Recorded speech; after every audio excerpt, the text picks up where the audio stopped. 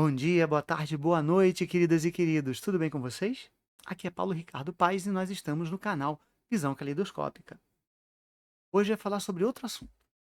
Mas, como vocês sabem, no Brasil de agora acontecem coisas que somos obrigados a comentar, que são tão absurdas. Estamos na dúvida se um operador do direito, de verdade, proferiu tal bobagem. Mas para discutir isso, vamos precisar entender alguns conceitos básicos de direito internacional. No presente caso, soberania e princípio da não intervenção. Consequência, a intervenção internacional também. Soberania, em seu sentido político ou jurídico, é um exercício da autoridade que reside em um povo e que se exerce por intermédio dos seus órgãos constitucionais representativos. O Brasil, como Estado soberano, tem seu próprio sistema eleitoral, legislativo e judiciário, assim como a forma de governo, que aqui é presidencialista. Outros países têm a forma de governo parlamentarista, aqui é presidencialismo. E nenhum outro país pode obrigar o Brasil a fazer cumprir as leis deles aqui, sem que haja um acordo bilateral para isso. Quer dizer que dois países concordam em fazer uma legislação comum sobre determinado assunto. Por exemplo, a legislação de cotas para pessoas com deficiência de 1991 veio porque o Brasil assinou a Convenção sobre os Direitos de Pessoas com Deficiências. Deu para entender, né? Pois bem, então, por que eu quero falar de soberania?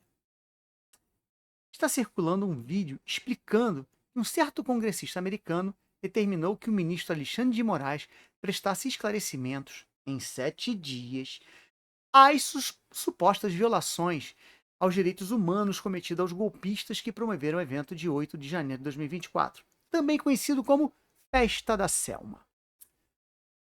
Vamos lá. O direito internacional tem um princípio básico, qualquer aluno do nono período de direito, no meu caso, porque quando eu estudei direito internacional, se começava a se aprender no nono período. Esse princípio, que norteia toda a diplomacia mundial e a relação entre os diversos países que compõem o planeta em que vivemos, é o princípio da não intervenção. Tal princípio diz que, de uma maneira bem resumida e singela, o Estado não pode interferir de forma direta ou indireta nos assuntos internos de outros Estados. É necessário o reconhecimento da soberania dos demais Estados para que eles possam gerir seus próprios interesses e políticas governativas, inclusive legislativas e constitucionais. Definindo intervenção já é um pouco mais difícil.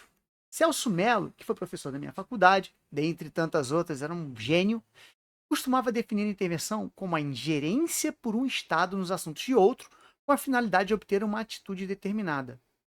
Lembra vocês alguém? Algum Estado faz isso? Pensar bem, vários.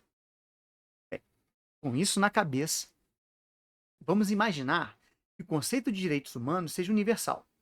São normas que reconhecem e protegem a dignidade de todos os seres humanos. Os direitos humanos regem o modo como os seres humanos individualmente vivem em sociedade entre si, bem como sua relação com o Estado e as obrigações que o Estado tem em relação a eles. Estabelecem limites do Estado à vida dos humanos, também vice-versa. Agora me responda.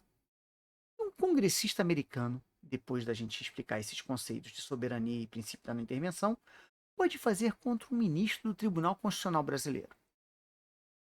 A não ser que haja uma declaração de guerra formal, com sanções econômicas, etc., calcada no direito internacional, os Estados Unidos não podem fazer absolutamente nada contra qualquer país ou os membros do poder, até porque dependerá de um decreto presidencial, que deverá indicar o alvo das sanções como criminoso, e isso já foi utilizado recentemente contra o PCC, sendo uma decisão inédita, e disse apenas da proibição da participação daquela organização ou de seus membros de movimentar bens no sistema financeiro americano. Fez isso por quê? Porque considerou o PCC uma entidade criminosa. E por que isso foi importante para os Estados Unidos? O PCC atua no tráfico de drogas. Os americanos têm uma epidemia de drogas lá. Agora me digam, como definir violações ao direito se a legislação brasileira e americana tem enormes diferenças? Especialmente no direito de se expressar. Aqui no Brasil, o direito de livre expressão não é absoluto. As pessoas, quando se expressam, simplesmente podem ser processadas por calúnia e difamação, injúria. É crime. Simplesmente crime. Você vir a público, mentir, tentar destruir a reputação de alguém, é um crime. Lá nos Estados Unidos, não.